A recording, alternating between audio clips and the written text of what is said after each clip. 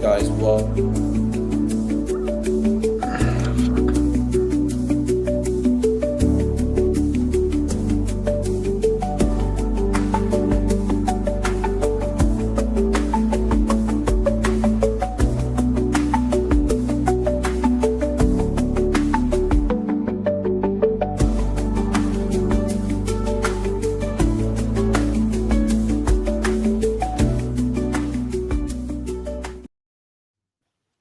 welcome everyone to this live stream. Very excited to be doing it with two people. I've never done it before.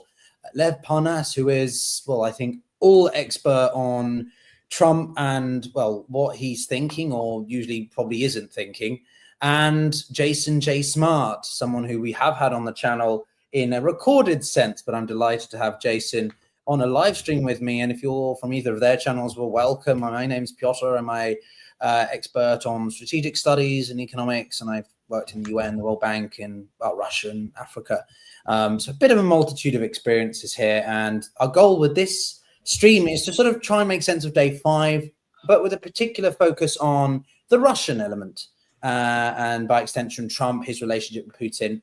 Obviously, there are many developments happening at the time that we're streaming this now. Trump may well be about to come out and say some words about whether the United States is going to get involved in either bombing, some of the main nuclear bunkers and sort of areas that the Israelis can't access, or whether they're going to go for regime change or do nothing at all. That's what we're going to talk about as well.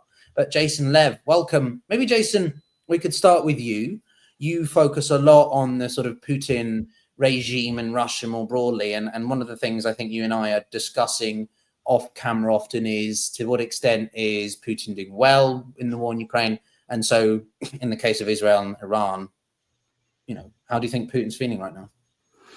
I think that Putin right now has a window of opportunity, which he recognizes. And it's something that we see strategically, actually, quite literally just today. I put out a video on YouTube about this, is that overall, Russia, if we look historically, is how it's operated with other countries, such as with Iran. It realizes it has a window of opportunity. When in 2015, when there was the Iran deal, the objective for Putin was to use this or to leverage this for his own advantage. He wasn't very interested in non-proliferation as much as how could he use this for something he wanted.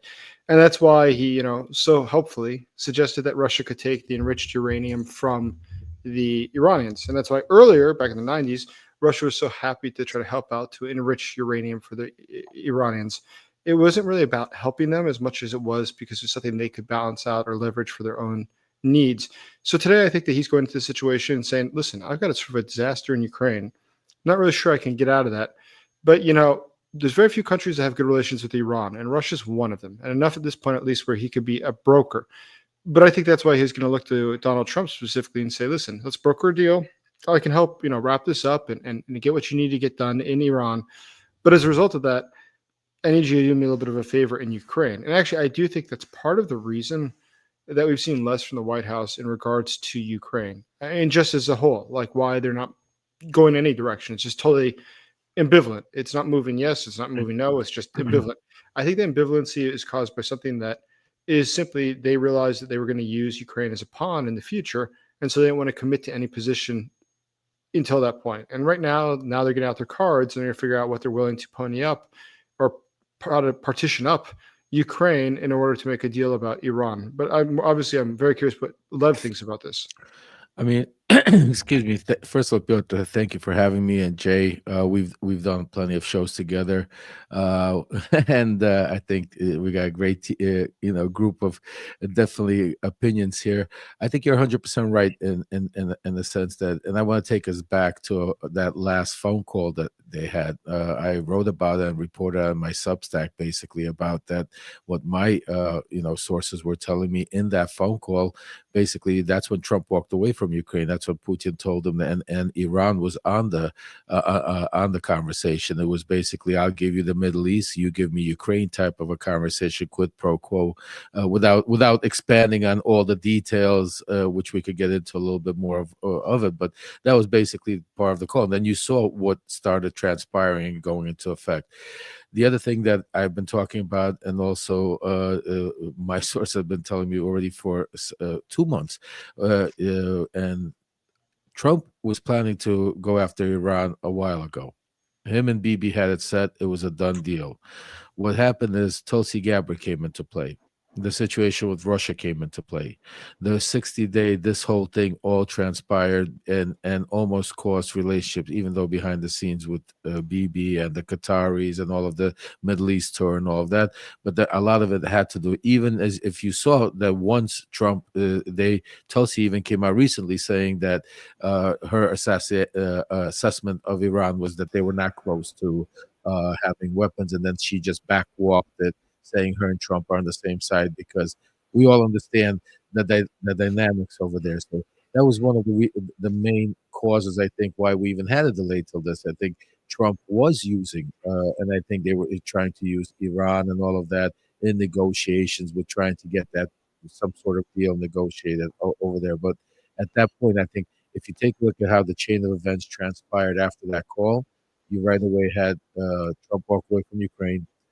Constant, I mean, and we could get into what happened last night. I mean, it was a completely brutal attack at Kyiv. And then right after that, the talks started breaking off with Iran.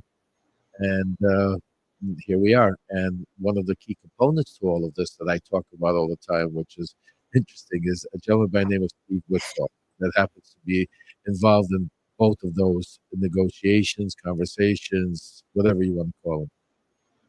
I think it's really quite entertaining to see the rate at which things have changed.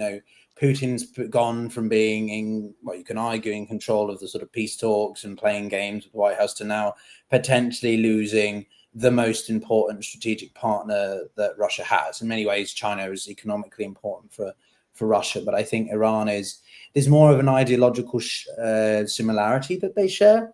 China's a little bit more gradual. It doesn't want to rock the boat too much because it benefits from the economy as it is. But Russia and Iran really want to sort of disrupt and sort of interfere with well, at least American interests and Western interests more broadly. And one wonders whether or not Putin has the capacity to do anything. I sort of put this back to you, Jason. One of the big questions I've been having is sort of Putin benefits from the war in the sense that oil prices go up, the attention goes off Ukraine, but it doesn't benefit him because he potentially loses a major regime that benefits him. Plus, what does that do? What precedent does it set for his own regime and stability? So, I mean, Jason, Lev, you both have, I'm sure, very strong opinions about that.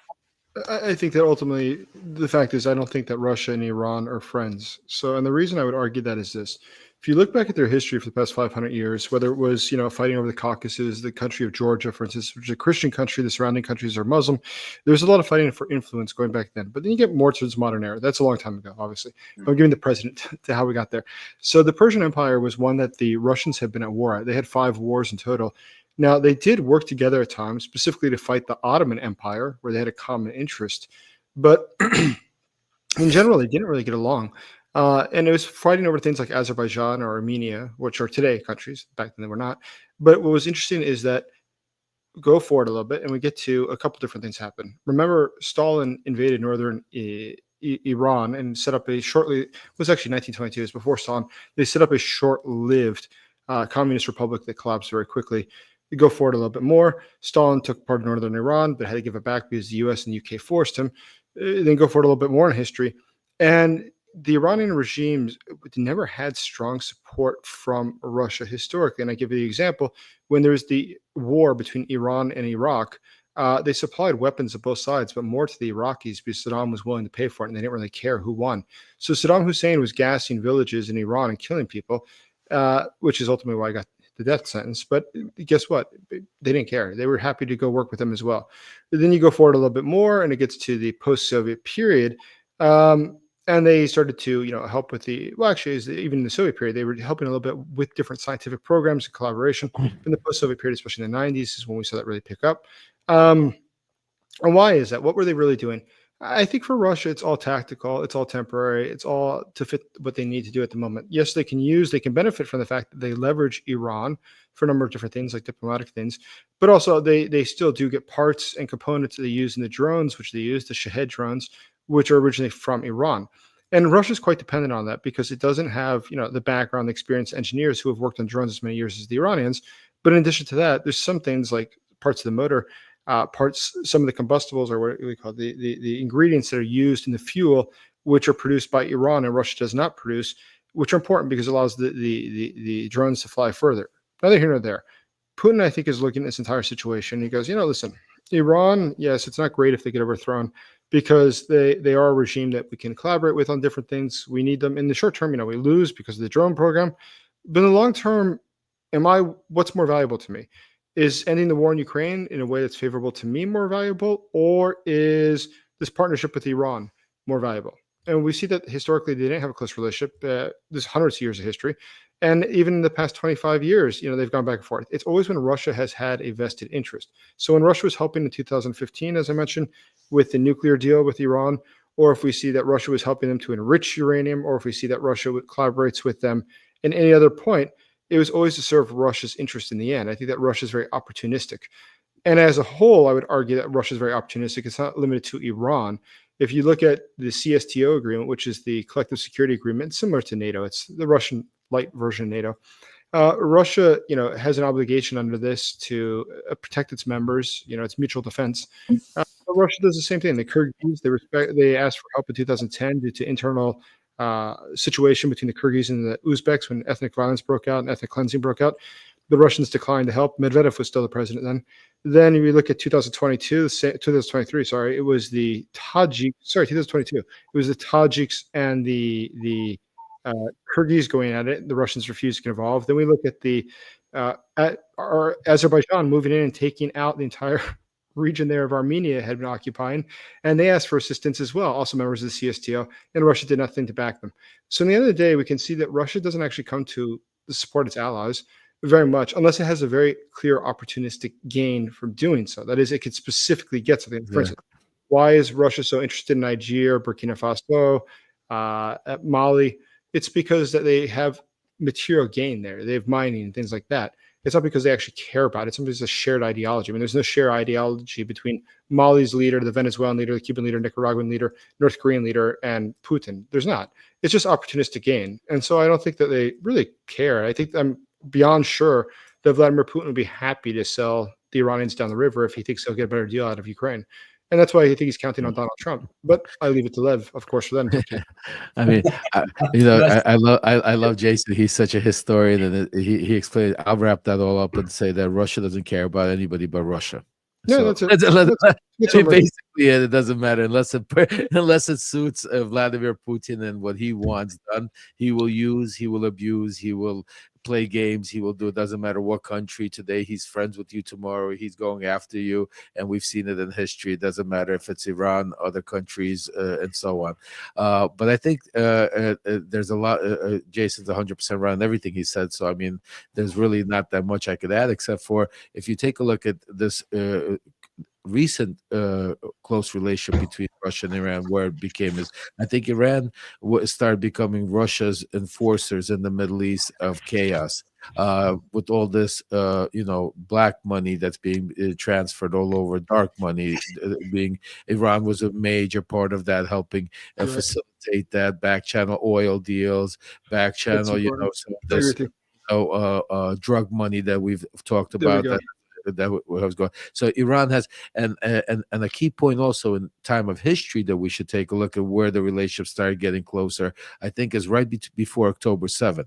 And I always led up to it because it was a very important part, because a lot of the media went around it, because we had Hamas leaders and that, or part of the IRGC and other leaders, and Jason will could give us some better information on that, meeting up with in the Kremlin before October 7th happened. There were meetings, there were conversations. Russia was in charge. Russia needed distractions because of what was going on at the war. So there was a lot going on that I think that Russia aligns with Iran. But with that said, I also believe that we're not going to see unless something happens, because the wild card is Israel, obviously, but I think unless you see, I don't think we're looking at a regime change here. I don't think, and that's why I think Putin is still trying to be safe. I think that what they're looking at is particular strikes, knock out their nuclear sites, which Putin I don't think really cares about, because he's not looking for Iran to be a nuclear power threat to begin with. That's part of the ploy, in my opinion. I think, and I think they can continue the relationship going forward, being antagonistics in the Middle East and continuing some of the dark money stuff. So that's my opinion on that. No, I think you're right on that. Go on, Jason. I'll jump in. Lev, you hit a home run. You said exactly what I did not say, and I appreciate you saying that, because I think it's very important. I think what a lot of people don't recognize is the fact that Iran is an incredibly important ally for Russia for another reason, which is dark money.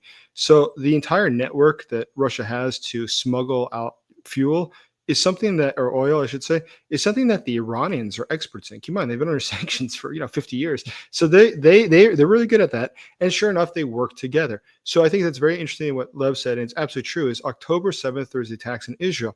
Now October 23rd, who was invited to the Kremlin as a guest? The leadership of Hamas.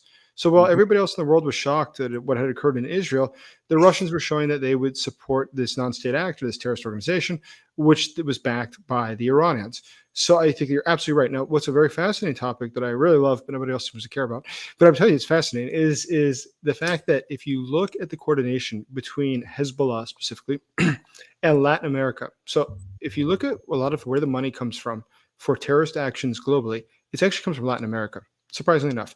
And why that is, and actually the White House had a statement about this about 2 weeks ago, trying to go after these different things. The tri-state area is specifically where a lot of the money is being washed, a lot of the gold that's coming from Venezuela illegally, and all these different regimes work together. And I think a lot of people don't recognize the fact that, so these state actors, Russia and Iran and North Korea, Venezuela, what do they have in common? Well, they have in common that they're sanctioned states, which means that they can't have access to normal monetary units. They can't use the banking system. And so they're sort of closed off from everything. But then there's something else, is they have something in common with a different group, which is non-state actors. Who are those? Okay, obviously Hezbollah and Hamas, but there's another group, the drug cartels. And they've got sort of similar interests and similar problems. Yep. The drug cartels have tons of cash, and they don't know what to do with it. They need banks. But then the state actors are able to wash money for them and cooperate with them, and also provide shipping, provide intelligence reports and things like that, so that the drug cartels can better operate. So the coordination between, for instance, we know in many Latin American countries, the mules for the drugs are Venezuelan military officers. They directly military. But they work with whom? They work with Hamas. Why Hamas? Because they're very good, and Iranian government agents who come specifically because they're experts in laundering money and washing money. And they also work with the Venezuelans to bring out gold and bring it to specifically Lebanon, is usually where it ends up getting washed and sold for. And that provides the capital that they need to then do their terrorism or commit their crimes. And don't forget, Nicolas Maduro was sitting right at him on the May 9th parade. Him, Xi, and Putin. Morris right behind him, Morris right next to him. I think what I'm going to do, guys, is probably just I'll just leave this space blank, and I'll just let these two continue, because clearly I'm not needed in this back and forth. It's great. No, but I mean, I think it illustrates the quality of knowledge that these gentlemen have in their respective ways. When I say, the Russians are worried about the loss of the Iranians, it's more because they're a strategic partnership. They are convenient, right? It's a marriage of convenience, much like this entire, shall we say, anti-US autocratic axis is. None of these countries, I mean, the four being North Korea, the Iranians, Chinese, and Russians, have a sort of alliance depth based on values and similar sort of sentiments, other than that they want to see the end of the US-led order. And that's not a way to build long-term reliability and stability. And clearly, whilst Putin would prefer not to lose the Islamic Republic, he's not going to go to the extent to save it, mainly because he can't, right? One of the main issues he's having is the inability to intercept, as we've touched upon, Jason. I've had a couple of experts from the Center of International Strategic Studies coming on, video posted tomorrow, about the drones, and the Russians can't do anything to defend their own airspace, let alone do much to help prevent the Israelis from doing things. And what I think is quite interesting, and Lev, I do want your thoughts on this particularly, is how quickly the Putin and Trump groups got together and they had a phone call. Hour long, not exactly been a common occurrence since Trump took office. But clearly it shows you that both of them, despite their desire or rhetoric, inflammatory rhetoric, especially from the Kremlin, right, they want to prevent escalation. And I've never believed for 1 second the Russians want the Iranians to have a nuke. It doesn't benefit them, because then they don't have that power over the Islamic Republic that they can. That sort of they can provide them with the support. So what's your take on the Trump-Putin relationship, particularly in the context of what's happening in Israel and Iran? Yeah. So first of all, the interesting part I'm going to say to you is that, have you noticed that you don't get any transcripts from their conversations coming from the United States? You know, typically you get transcripts of the conversations. You don't get any transcripts here. So we'll start off with that. Second of all, I'm going to give our audience an example of the way Vladimir Putin is treating Iran. In a mob mentality back in the days in Brooklyn, it would be like somebody basically saying, you know what? He owes money. Don't kill him. I'm going to let you beat him up, but don't kill him enough because I need him down the road. So basically Iran is being basically a sacrificial lamb. You take out the nukes, do what you need to do, get your win, President Trump, show your military support, get your relationships, whatever you want, but don't take him out. Don't change the regime. Don't take him to the far, because we still need to use him for whatever it is. That's again, the way I'm analyzing that situation when it comes to Trump. Then when you get to his relationship with Vladimir Putin, it's a little bit different, Piotr, because a lot of people, their conversations on the phone are already prepped differently. I'll give you an example of how we used to do it back in 2019, 2018, 2020. And right now, history is repeating himself, because now instead of Lev Parnas and Rudy Giuliani, you have Steve Witkoff basically wearing the hat, doing the same exact thing. Steve Witkoff is the actual relationship in between Russia, has the conversations with Vladimir Putin, has the conversations with Kirill Dmitriev, has those real conversations that when he comes back to the United States and sits down with Trump, he downloads them. But the conversation go the Kremlin way, where don't listen to the media. Some of the stuff they might say, you could say, it's good to play it up, it's all good optics. The bottom line, Russia is strong. Russia could take out Ukraine whenever they want to. The only reason they're not doing is because you, President Trump. As soon as you give the go again, I mean, those are the type of conversations. So he's being fed because he's not listening to his national advisors, even though his national advisors now are his own loyalists that he put into play. But he's still not, because he feels that his backdoor relationships that he's used to, the back channels, the shadow diplomacy, however you want to call it, his relationship that Stephen Witkoff, that is why you're seeing a lot of undecisiveness. That's why you're seeing a lot of on-the-go type of moves happening. Because Lev, let me just ask you on that, though. Is Putin reeling or reveling in this situation, right? He's making dollar from the situation. Oil prices, I haven't checked them since, a few hours ago, but right? So he's enjoying this, even though guys, you also have to understand, we talk about like oil prices. With Putin, it's a bigger picture. He's not looking about what's happening today.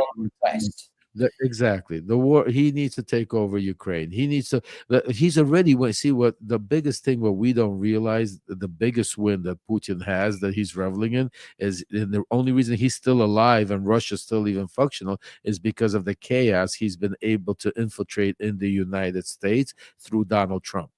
Because Putin's able to, just think about it. He was sitting at the G7 yesterday, being Putin's lobbyist, talking about how Russia should be part of the yeah. I mean, he's his lobbyist. Literally, everybody's sitting there talking not about Ukraine. He's talking about how Putin's coming to it. So that's where you're at. So of course he's reveling. The only thing that my sources tell me is Donald Trump is still a wild card. Like when he came out and called Putin crazy. That was something hasn't Trump already had enough of Putin, because he's gone him crazy? He's had enough of his inconsistencies. He's killing innocent people. Not that Trump really, I think, cares that much about Ukrainians. Yeah, So where are we with this? I mean, Jason, let's bring you back in on this. Like, is Trump in? Can Trump control Putin? Is Putin just controlling? What's going on here? If Trump gets involved with America bunker busters, right? Surely that's an even greater situation for Putin. because Putin can play the moral, principle card that Russia are not getting involved in another war. Trump's lied to his people about ending forever wars and peacemaker. I'm the one who wants to broker peace between Israel and Iran, but America's now got involved and escalated things even more. Would he go? Is that how Putin would try to play that? I don't think so. I mean, I think that ultimately, it's very hard to imagine somebody who's more transactional than the U.S. president. And so I think that, All unfortunately, four, just I'm sorry to interrupt you, but you said something so important. I think all four players in this game are very transaction. Three players, they're very transactional. I wouldn't put past all. You got Vladimir Putin, very transactional. Donald Trump, very transactional, and Bibi Netanyahu, very transactional. All You strong put those three together, I wouldn't put it past where it's already been worked out. Where Bibi gets his win by taking out Iranian, all of these nuclear sites. Trump and Putin get the win because they'll eventually get a peace deal somehow, some sort of peace deal to stop after Israel and America help out do what they do, and that will be the pretense of thinking about going after more of Ukraine. I mean, it's hypothetical, but go ahead, Jason. You're talking about three very transactional people involved in this game. I think that they're all trying to make a deal. That's the thing, is that it's sort of why it's a dangerous situation, is that I don't think that there's any fundamental values here for anybody. Typically when you're trying to analyze something that's happening politically or internationally, you look at, president and what's going to happen, what values they have, what similar interests they have, and you can try to predict what they're going to be willing to do. But in this case, there are no, I think, fast non-negotiables for Donald Trump nor for Putin. I think that, yeah, Trump wants to see a denuclearized Iran, because that's simply something that he's believed in for a while. It's something we've heard him say before, and it's something that I think they realize is the Israelis aren't going to negotiate about. That's a hard fast before it even begins. There's no point in even thinking otherwise. But then there's a second thing, is that I think where it gets complicated is if he believes it's only achievable by giving away part of Ukraine, would he do it? And I don't really doubt that he would do it. I'm quite sure that he would. And I see no evidence to the contrary. And I know a lot of people, and that's why I avoid U.S. politics, is I'm not trying to make a statement about U.S. politics. I simply ask a serious question, is where have you seen him state otherwise? And so far, I've not heard him state otherwise. I've heard him take policy positions that were absolute in nature, like he said yesterday about a denuclearized Iran. I've never heard him have a hard, fast rule about anything affecting Ukraine. I've never once heard him say, Ukraine's territorial integrity matters to me. I care about their 1991 borders, recognized by international law to be sovereign. I've never heard that out of his mouth. And that's why I'm pretty sure that he doesn't feel that way, because he's quite open about what he thinks. Donald Trump doesn't really, hide what he believes. He usually blurts it out. And the fact that he hasn't said that, and he's had 3.5 years now, makes me think that, I think he'll stick it to Ukraine if he thinks it will help him make a deal with the Iranians. Well, so I just want to make one quick PSA, which is, unfortunately, we're going to lose Lev, because he's such a busy chat with all his live streams and sort of spouting knowledge to everybody else. Lev, why aren't you doing this with me? Like I told you, we've been planning this for ages.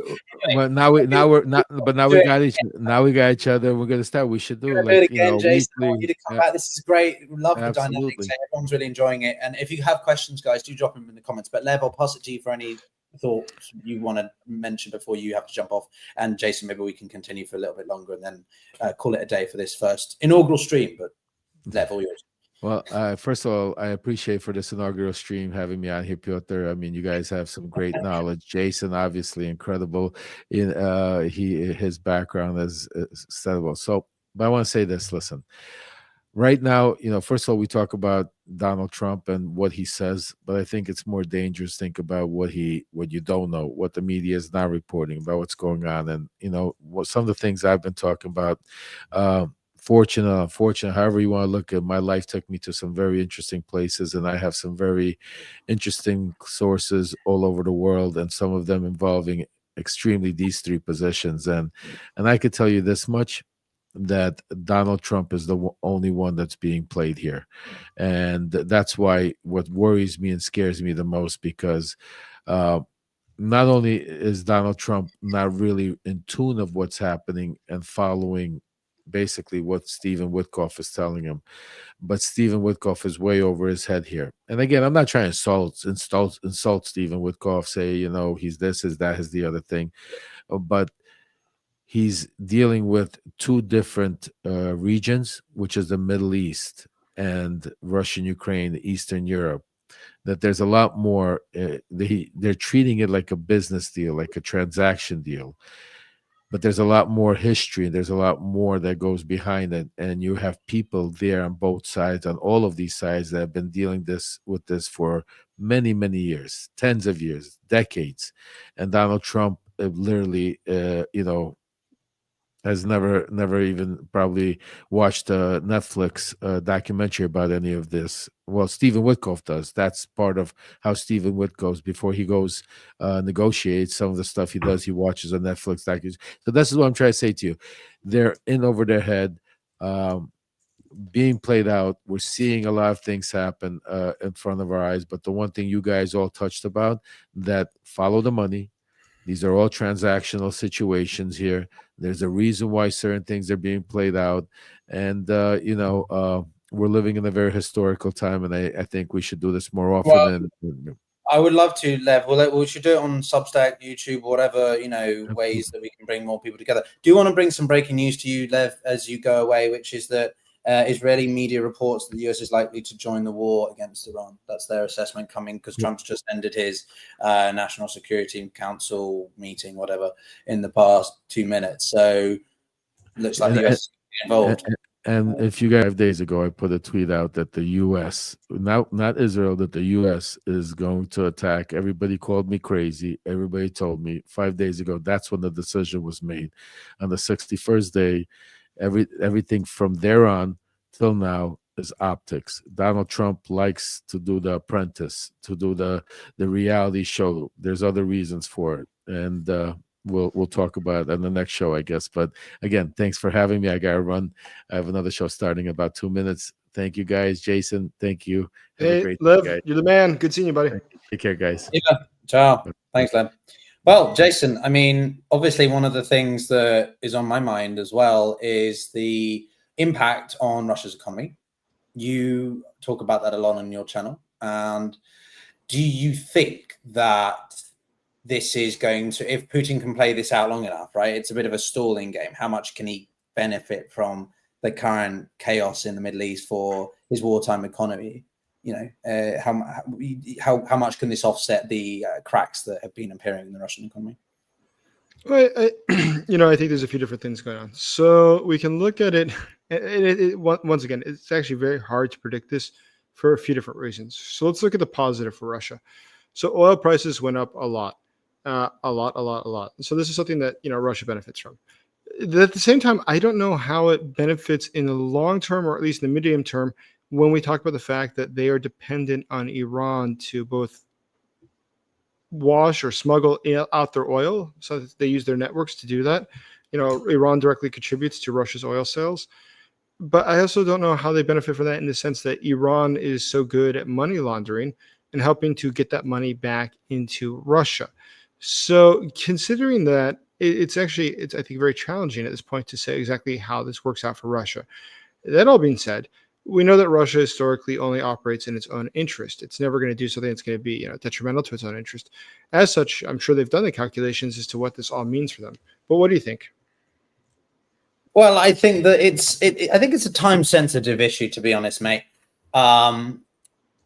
The Russian economy has proven more resilient than we thought. The sanctions packages, what is it now, round 18 by the European Union, announced a couple of weeks ago. I think we discussed that last week. People should go back and watch our conversations. But, this is not a situation that any head of state, any strong man like Putin wants to be in. And whilst I agree with Lev that he's reveling in the situation, I also think a little bit of him is cautious, just because it's a dangerous precedent. Putin's, I think, position on power is a lot more, I think it's less complicated, at least externally, than Iran's has. Putin doesn't have as much reliance on a proxy network. Of course, they have strong influence or external operations, but he has so much central power around just himself that kind of mitigates the other issues that the Islamic Republic might enter. But if the United States is going to enter the war, what does that do for Putin's calculus? Does that mean that because the US is so focused on Iran, so focused on the Middle East, which was somewhere that Trump said he was done with, he wants to pivot to Asia, focus completely on China, and sort of also be washed of his hands of Ukraine, that's going to benefit the Russians even more, at least in the short haul. Yes, it might affect their military campaigns vis-a-vis the Shahed drones and such. But as I reported in a video from back in November, the Russians are developing a quite big comprehensive facility in China to develop their own drone program. So on the one hand, it's sort of 2 steps forward, 1 step back. I think Russia is going to be able to weather this for the time being, but I think it depends how far the Americans go with their campaign in the Middle East and whether or not that changes Putin's calculus. And also, let's not forget China in all of this. China's been quite muted on this and not really, I don't think they've got much role to play other than writing strong statements. So we'll have to see. But it's not ideal for Ukraine and the Europeans in the short term, and Russia could probably play it, but Putin's not a master strategist. Oh wait, is he? Never know really with that. So I'm not sure. What's your opinion of how the Ukrainians and the Europeans more broadly are going to be taking this? Macron thinks it's a crazy idea to push for regime change, and I don't think the Europeans are going to be welcoming America's apparent entry into the war. I think that there's probably a couple different angles on this, but one is that I think that the Russians have very clearly understood that Donald Trump is anxious just to make a deal. And they understand that the man is driven by his ego, which allows him to be manipulated much easier. And so I think that they understand that they can present something that would be like a home run deal. Listen, on Ukraine, we do this, on Iran, we do this, and everybody's winner, and you're the guy who brought peace.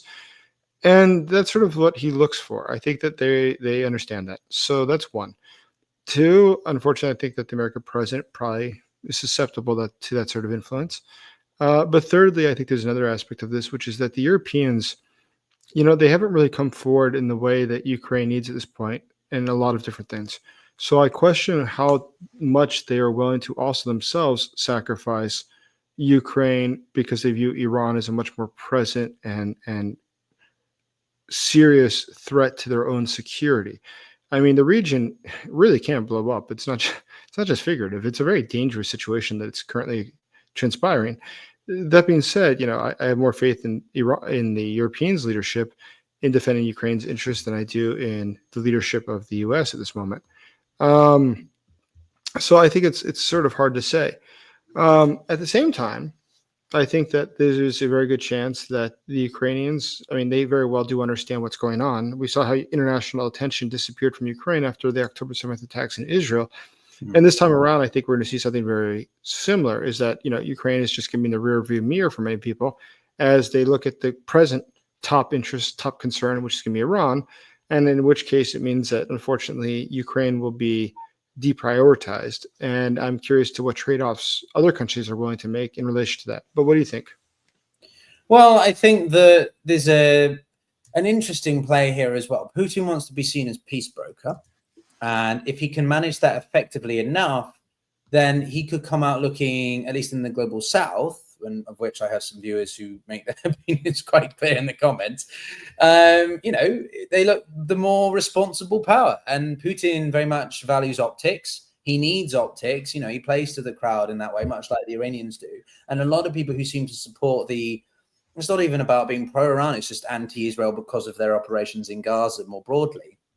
They therefore align themselves to people, the Russia cause. And interestingly, if you hear people like Colonel Douglas McGregor or Scott Ritter, these ostracized type voices, they are very sort of bullish on Russia's capability to sort of almost manage and navigate anything. But my biggest question is that, we sort of started touching upon it, and I meant to ask it when Lev was here, but I'll put it to you, which is sort of, okay, Putin doesn't do much. He's not going to get involved in this conflict. He's never wanted to give Iran the weapon. How does Russia weather the fact that it does lose one of its biggest strategic partners? It double downs with its support engagement with the North Koreans and the Chinese. It hangs out with the Cubans and Nicaraguans more. Venezuela plays a role more. Like, how does Russia replace such an integral member of its, anti-Western coalition? Well, I don't think it really cares about the coalition. And I don't think that Putin really cares about being. I don't think he cares at all. I don't think they care at all about being negotiator outside the fact that they realize it's opportunistic. It allows them to make trade-offs. But in and of itself, I don't think that Putin gives a damn about being a negotiator. I think that he simply understands that if you make yourself in demand and necessary, then everything has to pass through you. I mean, that was the whole reason that Russia was involved in 2015 in the talks, the nuclear deal for Iran, was because then all future action in the Middle East has to go through Moscow. And how Moscow looks at this, I think, is not because, once again, they actually even particularly care about what happens in the Middle East. It's different.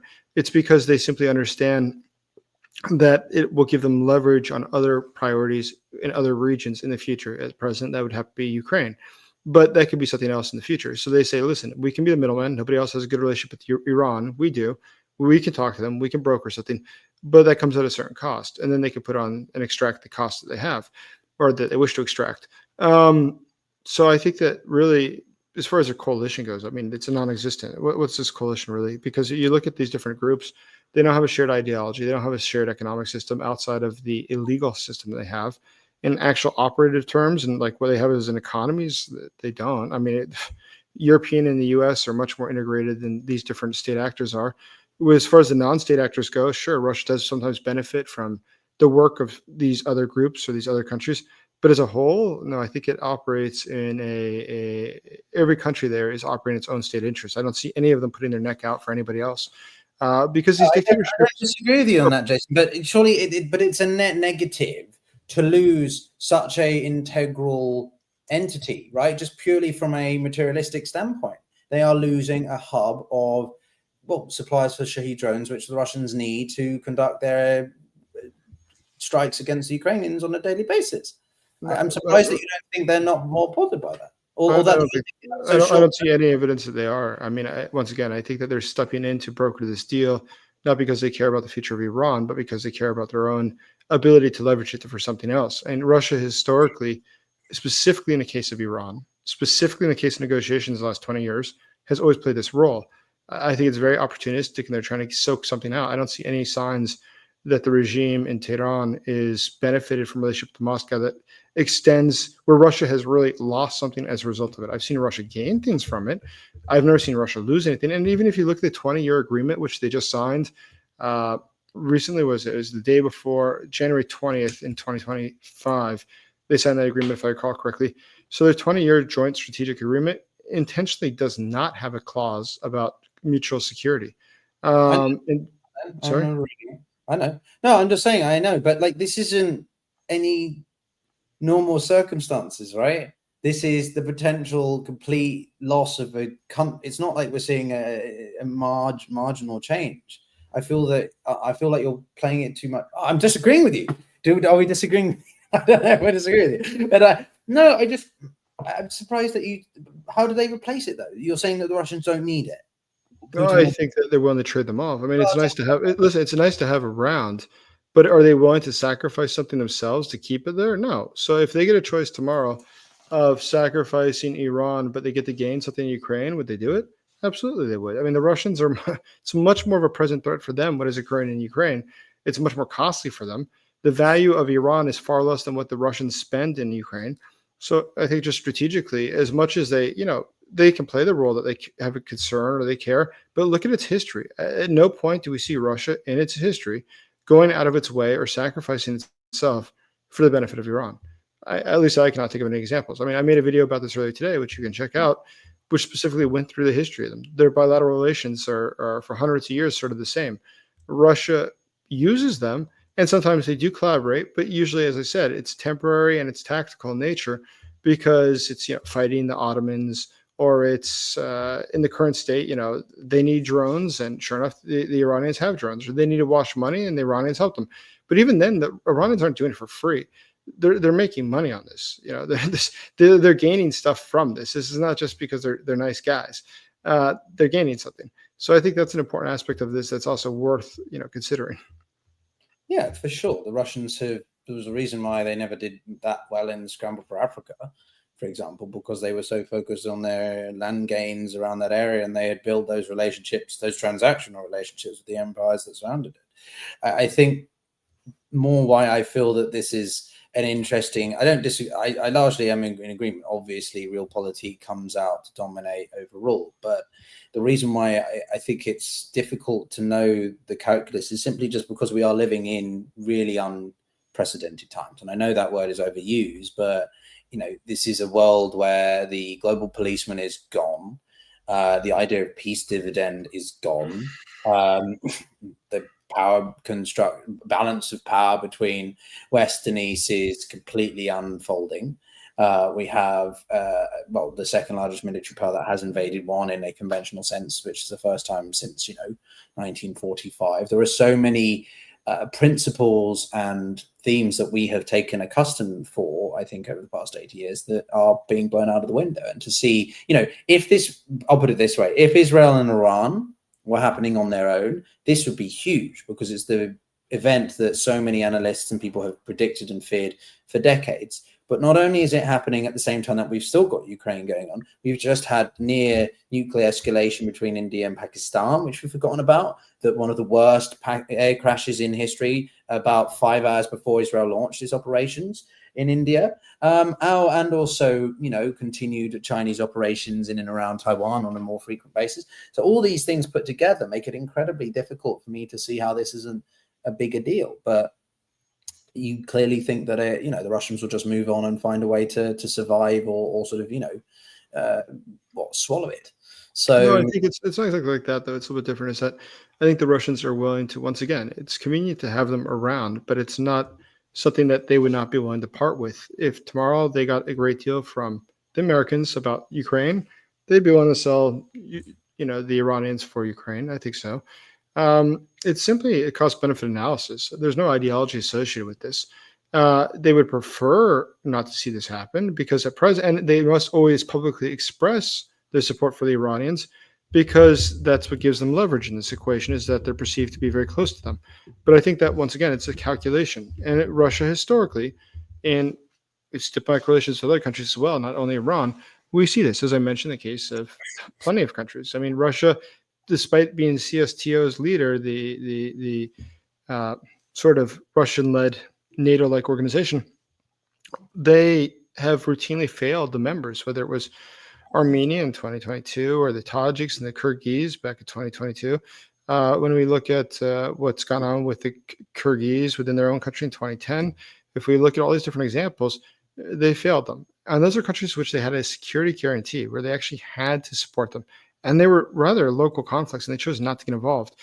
And that just demonstrates to me is that the Russians were opportunistic. They like to have a sort of an agreement to help when it benefits them, but when it doesn't benefit them, they don't. I mean, Ukraine provides another example, obviously, which is in 1994, where they signed the Budapest Memorandum, where not only did Ukraine give up its nukes, but was guaranteed, Russia said that would be a protector of the peace of Ukraine. And yes, it not only recognized its borders, but also that it would help guarantee its security or assist it. And guess what? No, it invaded it. So, I mean, I think that Russia's history, when you look at all its neighbors, especially in the Vladimir Putin era, there's no indications of being serious long-term commitments to anybody. It's just strategic interests, which are temporary and perhaps fleeting and change over time. Okay, well, I guess I've got so many more points I could make, but I think we're going to draw it down in the next few minutes. We've covered a lot. I want to do more streams with you, Jason. I think it'd be really good fun. One of the things I would be curious for your thoughts, though, is on how, I guess, the Russians try to, play this to their benefit when the United States gets involved. What do you think that they would do, if anything? Well, I think that the Russians are probably going to seek a number of things. I think one is that they're going to seek sanction relief. They can also, and because they are the ones who are negotiating here, they're in a really good position because they're viewed as being the keys to peace. It's through them that peace is going to come. And the Iranians really don't have a lot of other friends, so they are very dependent on the Russians. I mean, who else can they really reach out to? They don't have a lot of allies, not in the region and not in Europe, not with the U.S. So I think that at this point, we have to understand that they're looking at this. They're looking at the fact that there's going to be some cooperation that's going to go on between countries. And yes, it does look like the U.S. is about to join this war with Israel against the Iranian government. And the Russians realize, what can they really do? I mean, they if this was such an ally of theirs, they could have, scrambled some MiGs in there the day after the attacks began to defend the airspace over Iran. They could have sent arms shipments. They could have been providing accurate intelligence, but we don't see them really doing much to help the Iranians. And out of all the things that they could have done, they issued a strongly worded statement. So I think it's very, very weak at best. And the irony of that statement, I must say, is that it said that it was a violation of international law and called on Israel to stop this violence. Keep in mind, this is the same day that Russia bombed hospitals and schools within Ukraine, in Odessa and in Kharkiv and in Kiev, and saw no irony in this whatsoever. So, I mean, it's just incredibly cynical of the Russians, but neither here nor there. I think it is just typical of Russian history is that they're out to serve their own interest, and it really just comes down to that. There's no ideology. No, I mean, okay, that actually reminds me of another point, though. I've hosted a lot of good Russian experts, and I mean, one of my favorites, Mark Galeotti, for example, an English academic who is actually relatively near me. I might actually try and get him on in person, but he's made the point, both on the show, but also in his writings, that Putin's had different phases. Maybe you've touched upon this in your videos, Jason, but sort of the argument is that over the past 25 years that Putin has been in charge of Russia, he has his ideological views and his perception of himself, of his power, his security, all that sort of stuff has gotten worse. He's gotten more paranoid. And sort of you can point to three main areas where he sort of had a psychological shift in this. And, Security Conference 2007, Georgian War, then maybe sort of with the Snow Revolution in Russia. And then obviously 2022, there are possibly more. But do you think that Putin has become more ideological over his 25 years, and sometimes that can influence his decisions more than we might think? Because he always likes to make it sound like he's a massive pragmatist and a strategist, but I feel like his motivations for Ukraine were quite ideologically based, and so can he sometimes make that in other cases? No, I don't really think so. I mean, I don't think that he has strong ideological convictions. I think perhaps he does increasingly believe, this nationalist stuff, but I mean, I really doubt that he cares about it one way or the other. And the evidence for that would just be a lot of different decisions. I mean, once again, he's had opportunities to do things that would advance the Russian world, which he's elected not to do. The fact is that Russia's largest problem is demographic in nature. The Russian population is dying out rapidly. I mean, it's one of the fastest aging populations in the world. The median age in Russia is 41.9. The global age is 31. The fact is that Russia is a country that is rapidly in decline. He spent 25 years now, billions of dollars, trying to encourage people to have more children. But now he's blowing it all in Ukraine. And if you look at the parts of Ukraine where the invasion initially began, they went out in 2014, I refer. You look for the parts of where they started to launch the war. They went specifically for the areas that had the highest amount of value to them. That is, the ones that had the mines, the ones that had the metallurgy, and things that can make a profit. And I think that was not by chance. I think that ultimately he wanted to divide that up with the various oligarchs in Moscow, which is actually sort of what did happen. But neither here nor there. I think that when we look at Vladimir Putin's just general decisions, more than anything else, I think he's motivated by a desire for power, a desire to maintain power, because he knows if he falls, it's the end of him. Nobody needs him.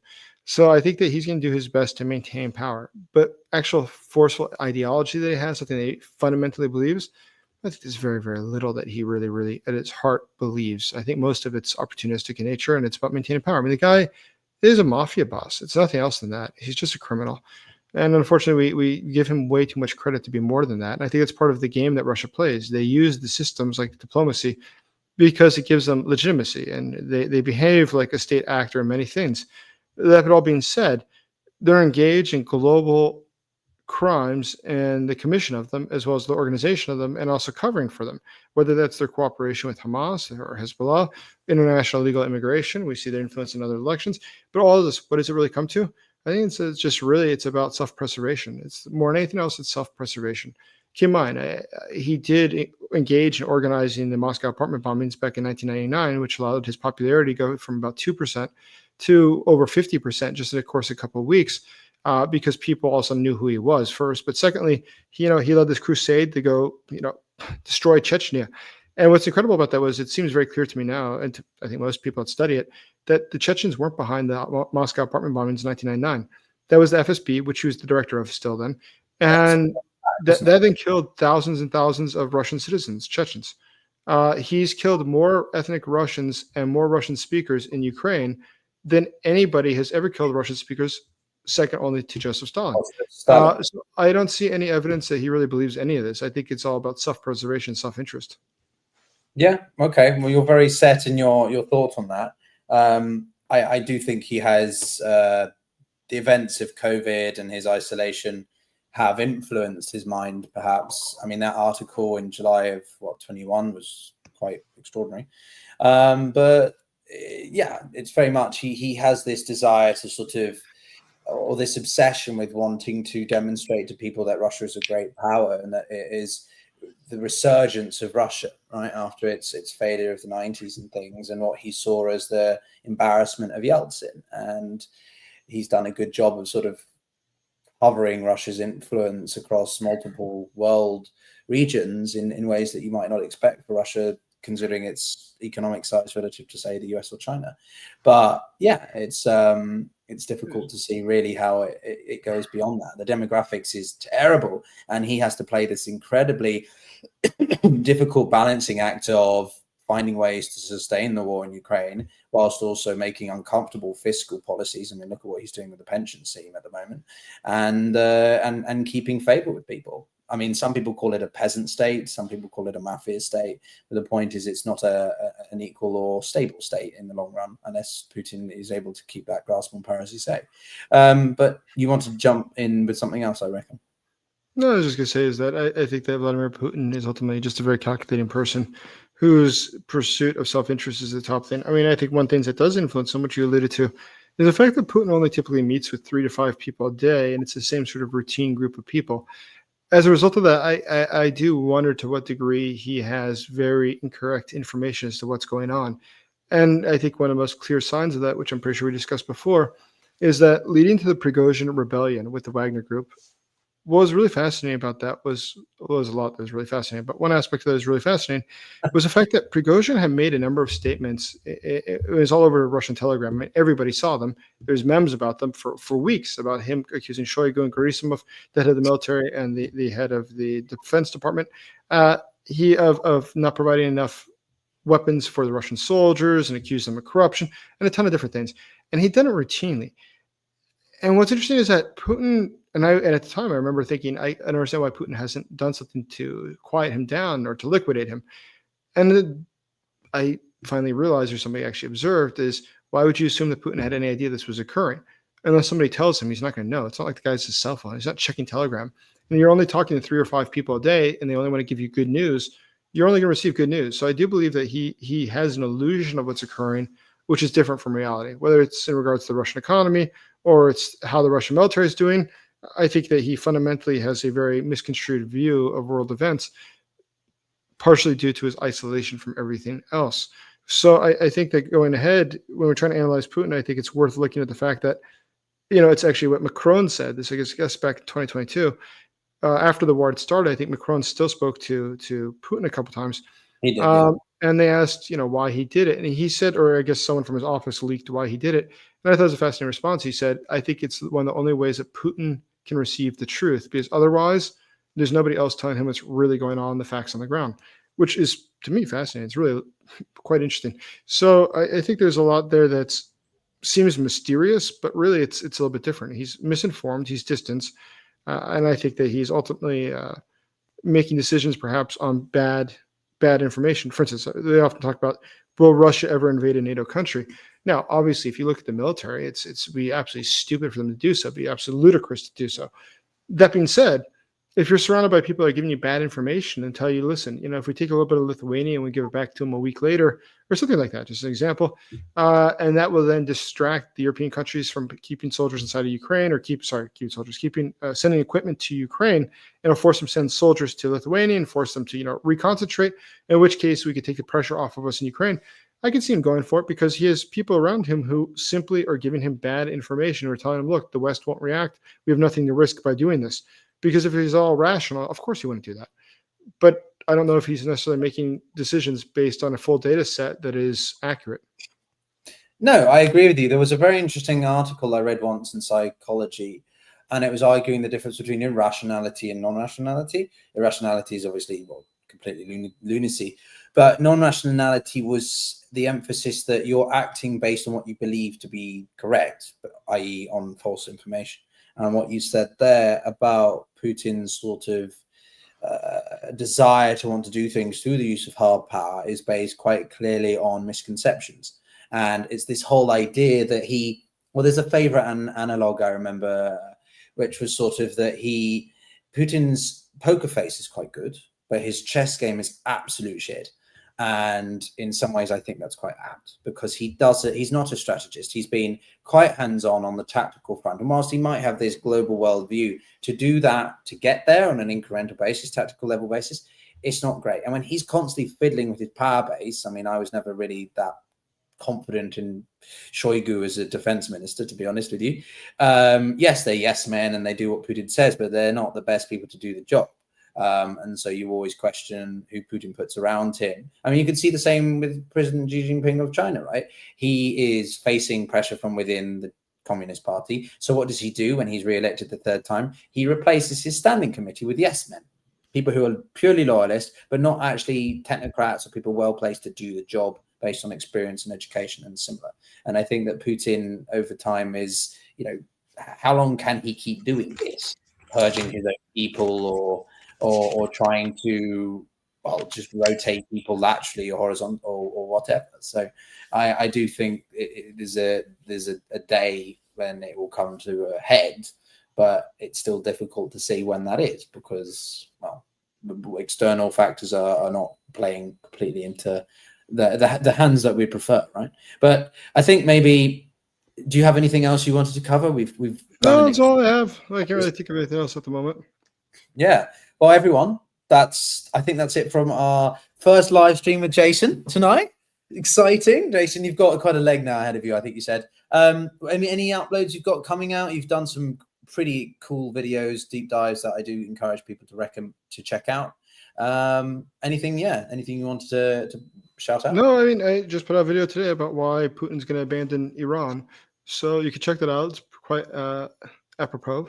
And so I think that going ahead, though, there'll be more. I mean, in the next few days, there's so much news coming out about Iran, which is truly fascinating that I'm sure that I'll be making more videos regarding the Russian-Iranian relationship and the Russian angle on this current war and how it's trying to benefit from it.